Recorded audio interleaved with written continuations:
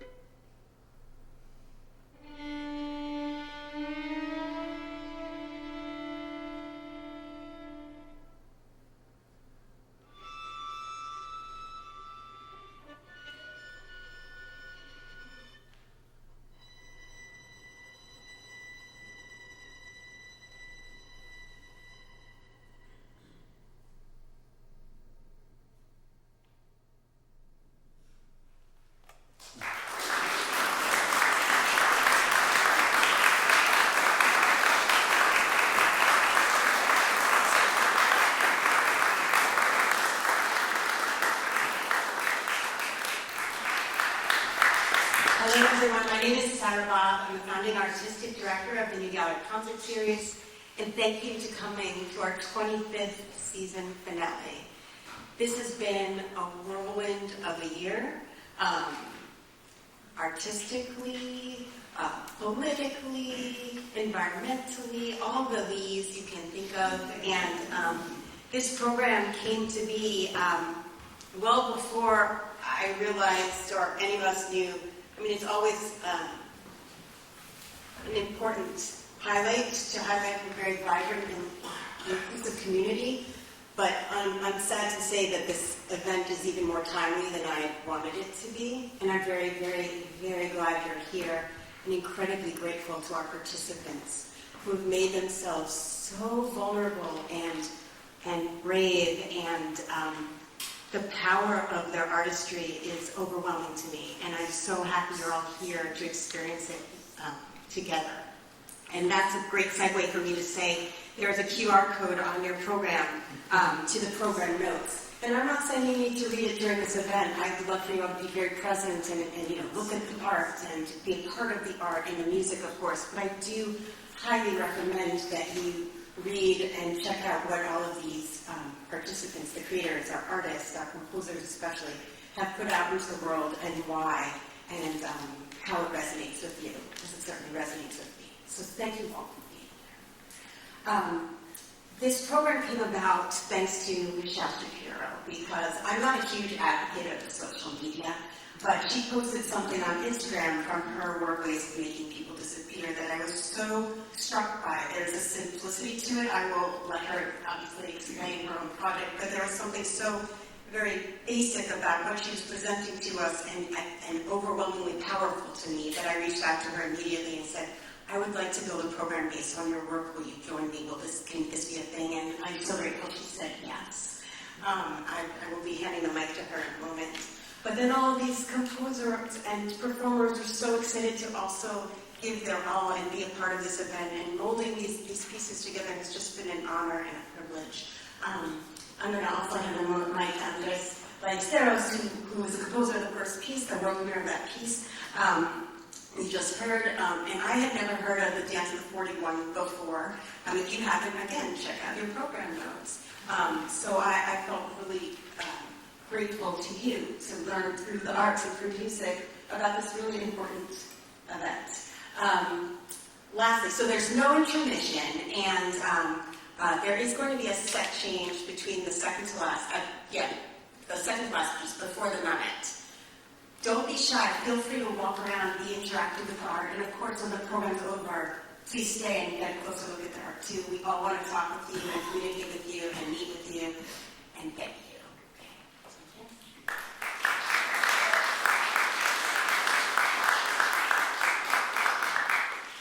Thank you all for listening to that piece. I'm incredibly grateful to Sarah, New Gallery Concert Series, and to Matthew Vera for that wonderful performance and for the opportunity to be here tonight with that piece of music. History, of course, follows us in that it precedes us. It came before us. We are in this town so surrounded by it. It's everywhere you look. We are built on that history. History follows us in that it will continue on after us. Once we're gone, it will still be going, and we will have been just a small part of it. Something I'm reminded of in looking at Michelle's photos, that we will disappear, and we are here now. And I think that's something that in the LGBT community we know well, that we have now, and we don't know what else will be given. But now is powerful, and now is more powerful when we are with each other. So thank you for being here now.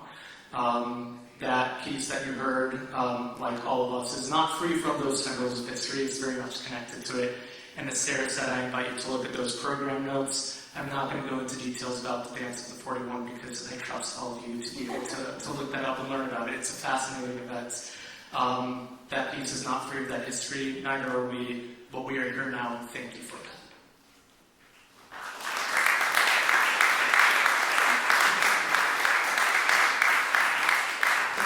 Thank you, Sarah. Thank you all of you for being here. I'm Michelle Schapiro. This is my art looping behind you. from a project called Ways of Making People Disappear. And I just wanted to talk about how we got here now, as Andres so eloquently put it. When I was a child, I thought briefly that I might become a nun. Considering an adult future, I didn't see anybody like me. Women married men, and that certainly wasn't appealing, so I figured I might have a better time living in community with women. I grew older, and I realized that, actually, I wasn't a great candidate for the sisterhood. I was just gay. Understanding this part of myself was incredibly empowering. Sure, I heard plenty of slurs lobbed in my high school's hallways. I had boys targeted for some unnamed sense of difference. But I fared okay, and I knew that my queerness was a gift. Years passed with ups and downs, and eventually it felt pretty safe to be queer. I was married, I had kids, I had found my people in a city a few hours from the place I grew up. Sure, I'm still worried when I took an Uber that some driver would say weird or hateful things to me if I corrected him and asked about my husband. But that was okay. A small price to pay for existing in this world exactly as I am. Gradually, the fear and discomfort built up. Trans people were being killed in the media, and authorities had the gall to wonder why. Kids were being denied the few rights they had regarding medically putting off their bodies morphing into shapes they knew didn't match their gender. Hate was getting louder, seeping in first from the edges, and then seemingly soaked in almost everywhere. It wasn't okay. I didn't feel okay. In the summer of 2023, a young man named O'Shea Sibley was killed outside of a gas station in Brooklyn, in New York. He and his friends were playing Beyonce from a car radio and voguing outside the station while they stopped for snacks and gas. For that crime of queer joy, another group of young people shouted slurs and told them to stop dancing. For that, shouting turned to slurs, turned to shoving, turned to fighting, ended with O'Shea stepping in to stop the fighting and being stabbed to death outside of a mobile station with Beyonce playing in the background. Also in the summer of 2023, I began my fine art photography practice.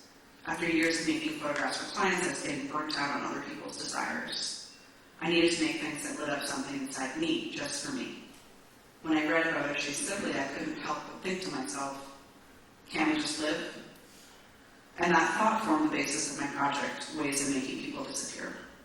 It takes its name from a poem by Adrienne, a queer American who saw the horror and injustice of the world and our country and made beautiful art about it. The pictures I make give a glimpse into the most basic avenues of queer life. A couple in the kitchen, a woman in her local library, a person walking their dog. And then they disappear. Is this what we want, I think, towards the bigots and the fearful among us? Should we cease considering our adult futures as queer and trans human beings, and instead fade quietly or violently away? I don't know. I'm not ready to go. Thank you.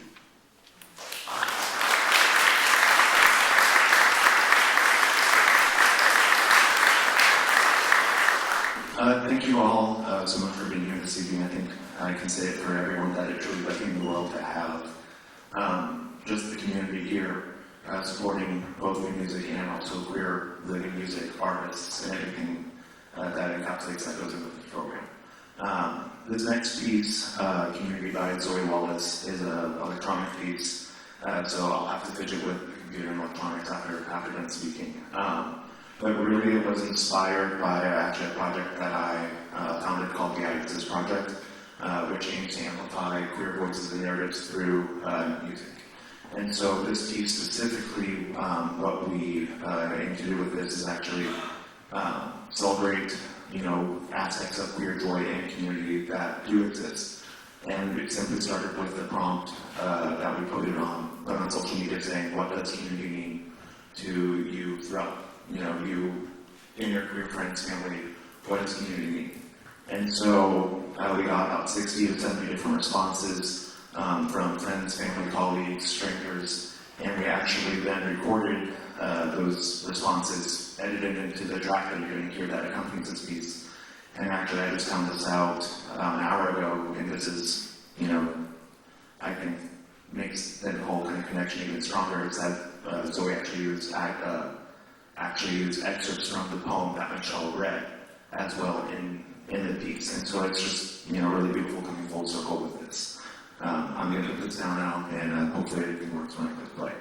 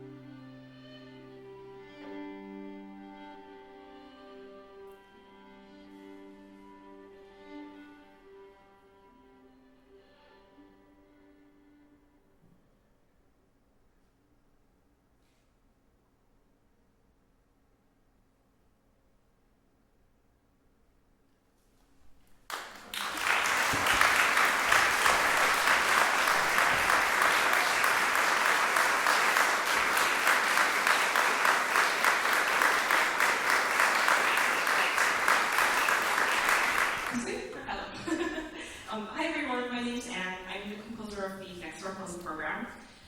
First of all, thank you so much for being here tonight, and I'm just so thrilled and grateful to the NewGal's concert series for including me in this really wonderful program. And also so thankful to Sarah and Nick, who were so wonderful, and I'm really thankful to all of the work that you have done on my music. It's really brought it to life. When I was asked to write this piece, piece, I spent a long time really thinking about this idea of reconnecting and what it meant to me as a queer artist to reconnect to things. And at the time, I had been introduced to Michelle's wonderful photography artwork. And in particular, actually, it was this series, Ways of Making People Disappear, that really struck me to my core. And that was before I even knew that it was going to be displayed here tonight. And while I was sort of like looking at it and really feeling a lot of it, thinking about a lot of things, I realized that what reconnecting really meant to me personally was how I, as a queer artist in my life, have looked at the artwork of other queer artists and have had some kind of response to it. And maybe I've stepped away and like done something else and come back to it, and I've kind of connected to it in a new way, and I've come to a new understanding of it. And connecting to that artwork again has made me sort of understand something more about myself. And I've always been in this cycle, kind of back and forth.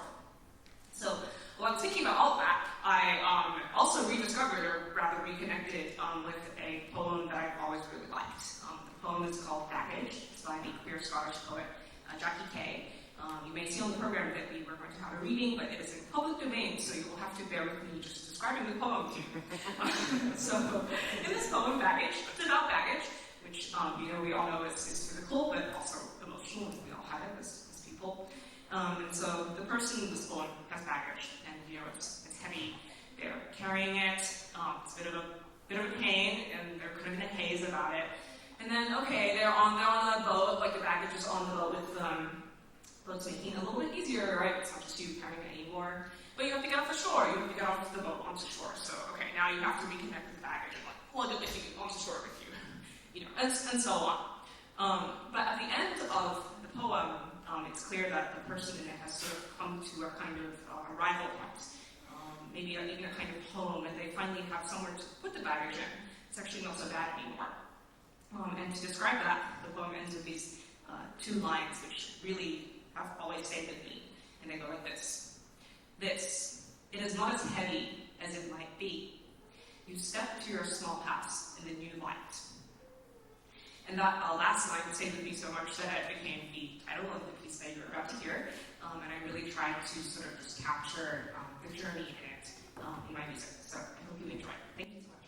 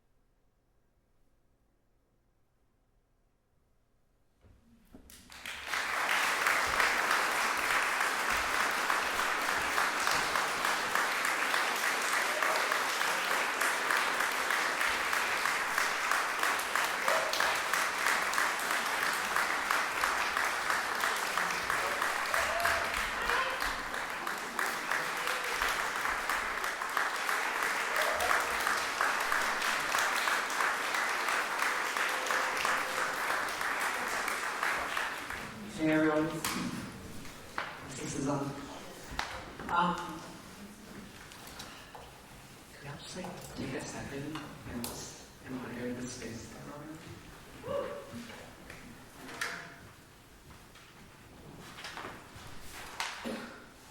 I've spent a lot of time on the stage. I went to school here a bunch of years ago. And it's really cool to be back here for a concert about reconnecting, because I was here at a very different point in my life. And I thought about what it might be like to be in this room right now playing this music, and it feels like a homecoming. And that's really nice. I'm really glad to be here. I wrote a lot about what this music is in the program notes, so I'm not going to belabor the point. But it's about starting over. And my journey as a composer started here at this school. The second piece that we're going to play actually is called Leap-In, but once upon a time it was called The Square, because it was written for a class that I had on Monday nights over in the other building.